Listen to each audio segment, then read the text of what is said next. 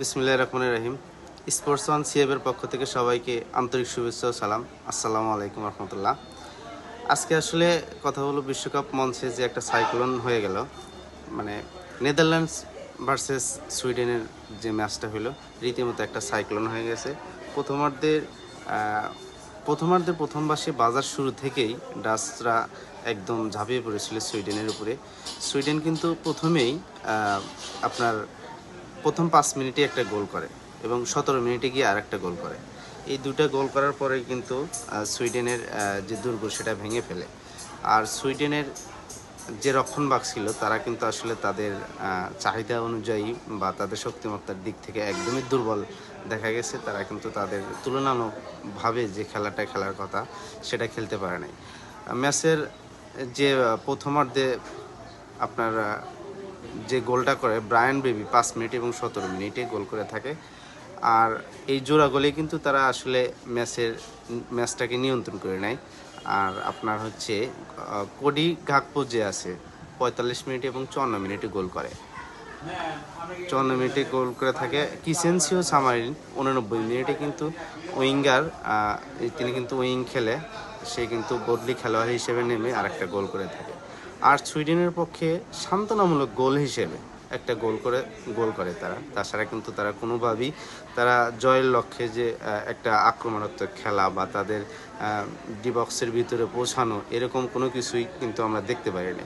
ডাচদের আসলে তাদের যে আক্রমণটা বা অ্যাপ্রোচ যেটা ছিল এটা কিন্তু আসলে অতুলনীয়, বা তাদের যে সেরা খেলাটা তারা দেখিয়ে, তাদের শক্তিমত্তা, তাদের বুদ্ধিমত্তা, তাদের রক্ষণভাগ, মিডফিল্ড, উইং, ফরওয়ার্ড, প্রত্যেকটা খেলোয়াড় তাদের জায়গা থেকে কিন্তু তাদের 100% দিয়েছে, যার কারণে আসলে 5-0 গোলে ম্যাচটা এগিয়েছে। দ্বিতীয়ার্ধের শুরুতেই কিন্তু গাকপো ম্যাজিক 3-0 থেকে 4-0 হয়ে যায়।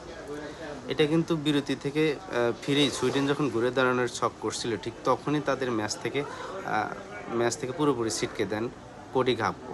47 মিনিট এবং 54 মিনিটে গোল করে। ব্যাক টু ব্যাক 2 গোল করে নেদারল্যান্ডসকে 4-0 গোলে এগিয়ে দেয়। আর যার কথা বললাম 89 মিনিটে বদলি খেলোয়াড় হিসেবে নিয়ে কিন্তু সে একটা গোল করে। আসলে এটা দেখলে বোঝা যায় যে তাদের চাহিদা বা খেলার যে জয়ের লক্ষ্য, তারা মাঠে নামছে বা ওয়ার্ল্ড কাপটা অর্জন করার জন্য মাঠে নামছে, এটা আসলে দেখলেই বোঝা যায়।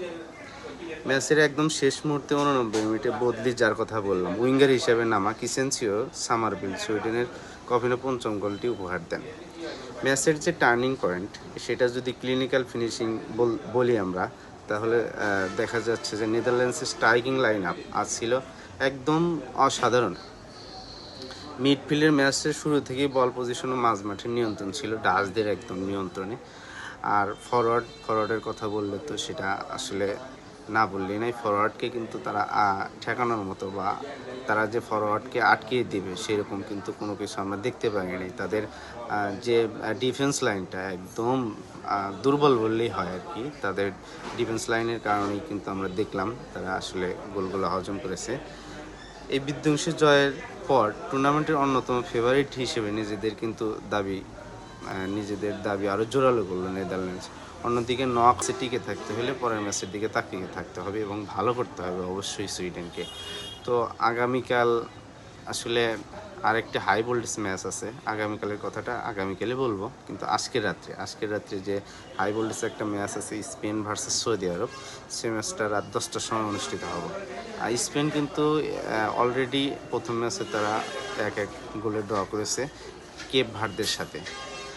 তো সেই ক্ষেত্রে আজকে কিন্তু ওই কেপ ভার্দের সাথে যদি ড্র হয়ে থাকে তাহলে কিন্তু আজকে যে দিকটা দেখা যায়, সৌদি আরব কিন্তু 2022 ওয়ার্ল্ড কাপে আর্জেন্টিনাকে, বিশ্বকাপ জয়ী আর্জেন্টিনাকে কিন্তু হারিয়েছিল। তো সেখান থেকে বিবেচনা করলে সৌদি আরব কিন্তু অনেক শক্তিশালী দল। তো এই ম্যাচটা কিন্তু আজ রাত 10টায় শুরু হবে, হাই ভোল্টেজ একটা ম্যাচ। আর এরকম আরও বিভিন্ন খেলার বা বিভিন্ন খেলা বিষয়ে বিভিন্ন অ্যানালাইসিস, হাইলাইটস সম্পর্কে জানতে হলে অবশ্যই আমার পেজে ফলো দিবেন, ফলো দিয়ে সাথেই থাকবেন। আশা করি আরও নেক্সট টাইম আরও ভালো ভিডিও আনতে পারবো ইনশাল্লাহ। আসসালামু আলাইকুম রহমতুল্লাহ।